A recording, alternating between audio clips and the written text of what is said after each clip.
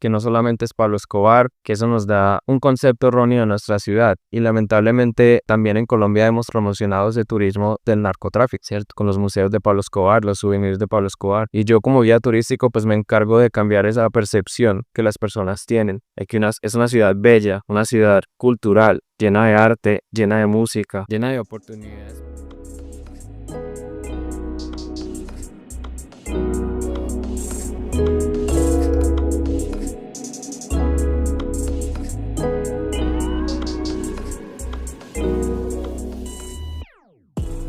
Bienvenidos a Medellín Live, tu guía de vida en la ciudad de Medellín. Les habla su anfitrión Tomás Arango y si eres un estudiante internacional, foráneo o recién llegado a la ciudad, este podcast es para ti. Aquí encontrarás consejos prácticos, experiencias reales y todo lo que necesitas para vivir mejor aquí. Vive Medellín y empieza tu aventura con Medellín Live.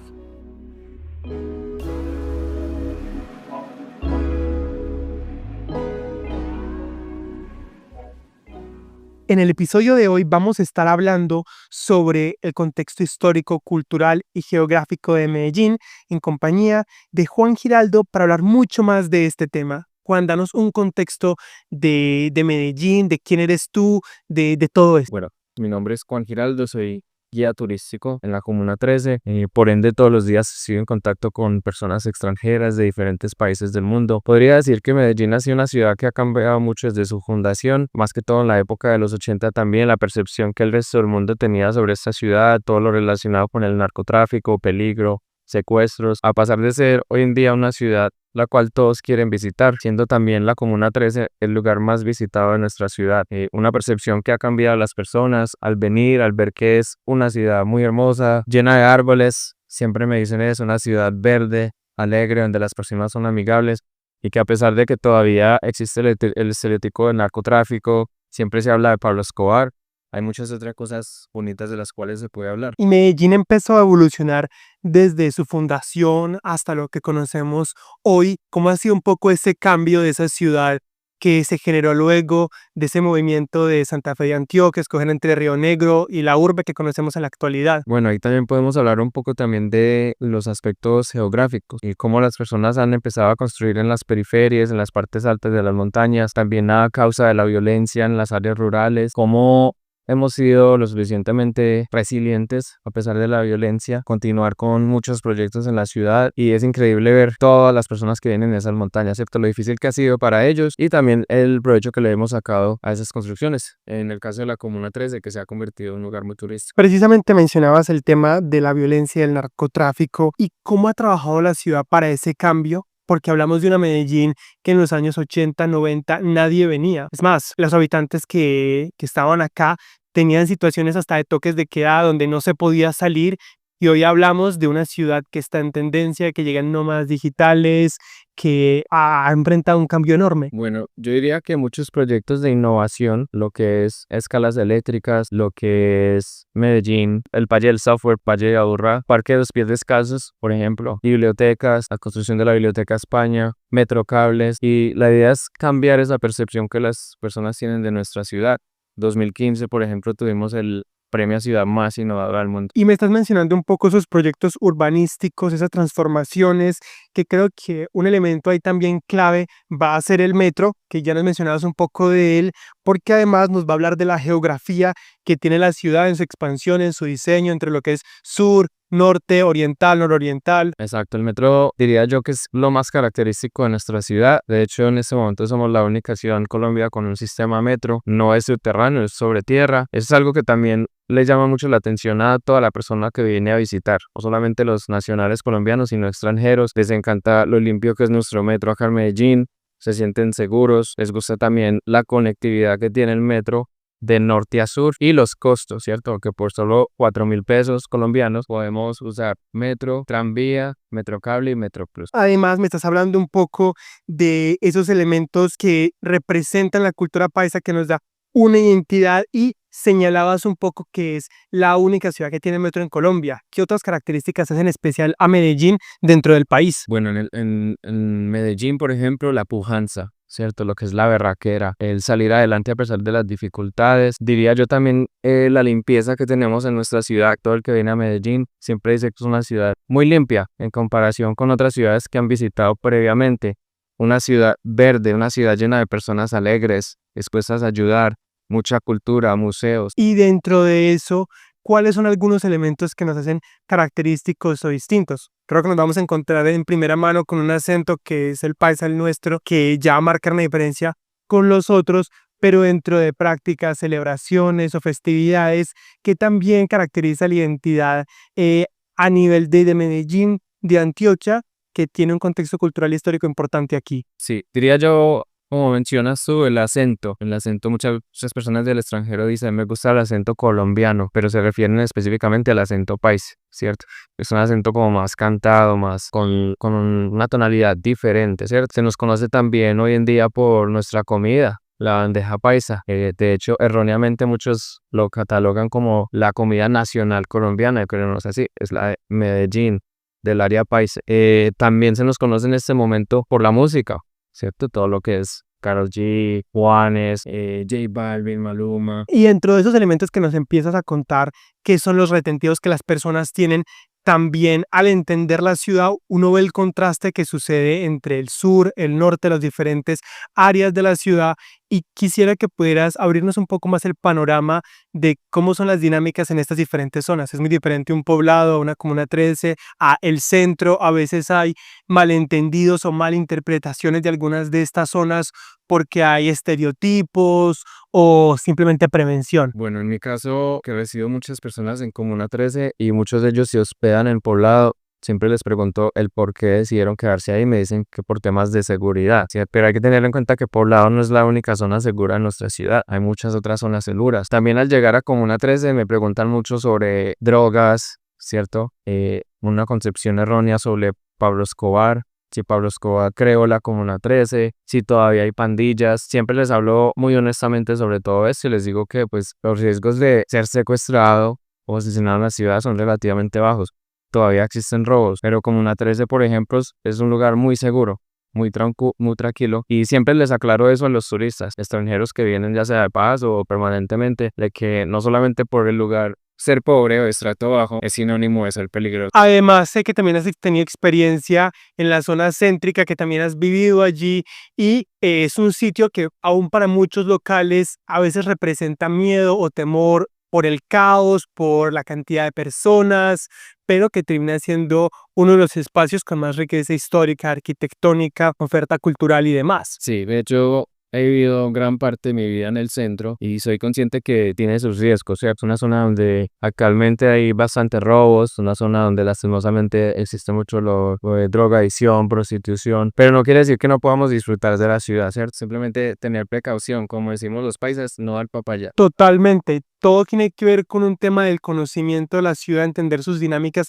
para saber cómo moverse, entenderla y previamente estabas mencionando también un poco de esos elementos musicales representativos que creo que pueden ir asociados con algunas tradiciones o celebraciones que para nosotros son representativas. La Feria de las Flores, Navidad, hay otro tipo de festividades. La Alborada, por ejemplo, bueno, una festividad muy controversial, ¿cierto? Ya que para darle la bienvenida al mes de diciembre, pues celebramos con pólvora entre el 30 de noviembre y 1 de diciembre a la medianoche. Es una actividad muy paisa.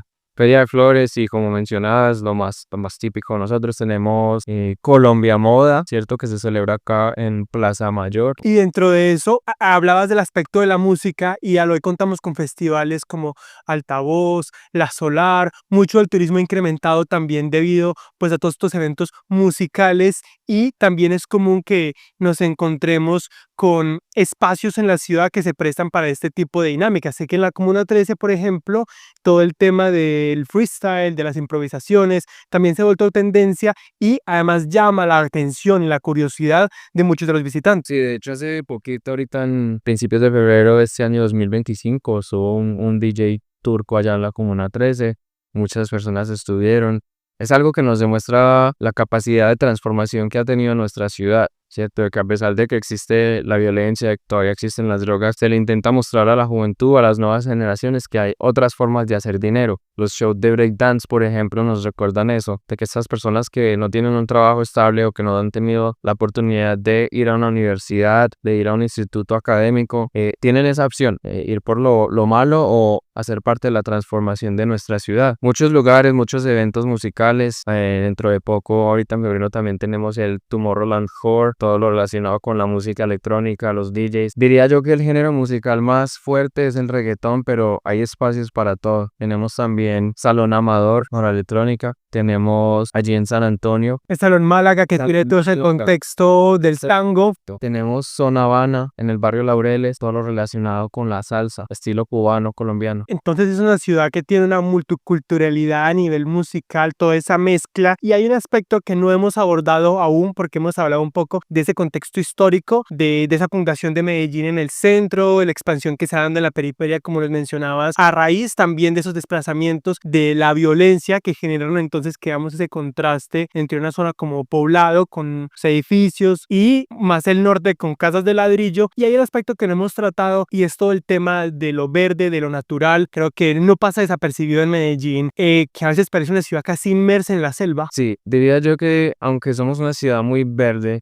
lastimosamente por el crecimiento de la población también se ha practicado mucho la tala de árboles para construir edificios, pero aún así seguimos siendo una ciudad muy verde. Incluso en muchos lugares, lo que es la alcaldía, la Alpujarra, se pueden ver lo que son jardines verticales, ciertos edificios con plantas en sus costados. Es algo que sí caracteriza a nuestra ciudad. Creo que nos importa el medio ambiente bastante, tratamos de mantener nuestra ciudad limpia. Me gustaría que pudiéramos ampliar un poco también desde tu trabajo como guía, a veces cuáles son estereotipos o ideas erróneas que las personas tienen cuando llegan a la ciudad, y que cuando uno entiende todo el contexto de por qué Medellín es así, de por qué su gente es de cierta manera, ya empieza a hacernos más sencillo entender de, claro, es que a ellos les tocó vivir esto y por eso se comportan de esta manera, o la ciudad funciona de esta manera porque han sucedido este tipo de situaciones. En cuanto a seguridad, diría yo, muchos asuntos de seguridad me preguntan mucho, ¿puedo salir en el poblado después de las 8 de la noche? ¿Me puedo quedar acá en la Comuna 13 después de que hayamos terminado el tour? Y bueno, a mí me sorprende bastante, pero es entendible, ¿cierto? Después de tantos años de violencia, de tanta inseguridad, muchas personas tienen ese temor a sacar sus celulares, a tomar sus fotografías con sus cámaras profesionales, a disfrutar una noche en una discoteca y no saber si sea tranquilo llegar a su casa en la noche. Y yo creo que con esto que hemos ido conversando, tengo una última pregunta con la que me gustaría pudiéramos cerrar un poco, y es: ¿cómo crees que beneficia precisamente ese conocimiento de la ciudad, de su contexto histórico y cultural, a la experiencia en ella? Es muy distinto llegar a Medellín cuando mis referentes han sido tal vez una serie como Narcos, y llego aquí o hago un tour a la Comuna 13 donde yo entiendo que Pablo Escobar y su relación con la Comuna 13 no es la que yo creía, que este tipo de situaciones que veía en las series no es lo que ya sucede, o aún puedo tener una idea que voy a llegar a un pueblo y Medellín es la segunda ciudad más grande de Colombia. Sí, de hecho me sorprende mucho que cuando las personas llegan acá a nuestra ciudad siempre dicen, wow, es una ciudad muy grande, o simplemente esta zona, la ciudad donde estoy haciendo un tour, en este caso Comuna 13, tiene la misma población que la ciudad donde yo vivo. Es una ciudad que tenemos, por ejemplo, tantas cosas por descubrir, que no solamente es Pablo Escobar, que eso nos da un concepto erróneo de nuestra ciudad, y lamentablemente también en Colombia hemos promocionado ese turismo del narcotráfico, ¿cierto? Con los museos de Pablo Escobar, los souvenirs de Pablo Escobar, y yo como guía turístico pues me encargo de cambiar esa percepción que las personas tienen, de que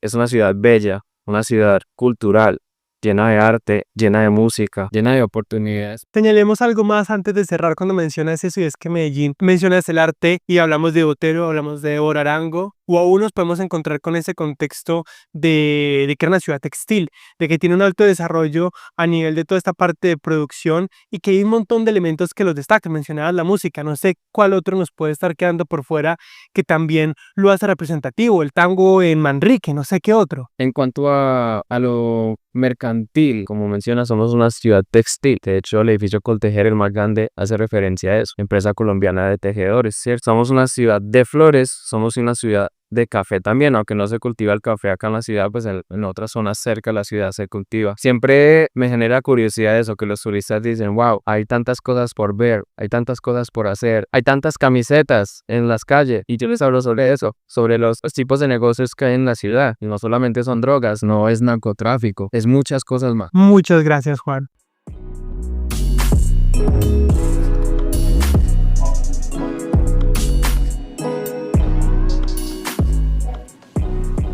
Esto fue Medellín Live, un espacio donde hacemos que la adaptación a esta increíble ciudad sea más fácil y práctica. Recuerda que cada experiencia es una oportunidad para crecer, aprender y conectarte con esta nueva cultura. Síguenos y comenta el episodio si te gustó. Y nos vemos en el próximo capítulo donde seguimos viviendo Medellín juntos. Vive Medellín, empieza tu aventura con Medellín Live.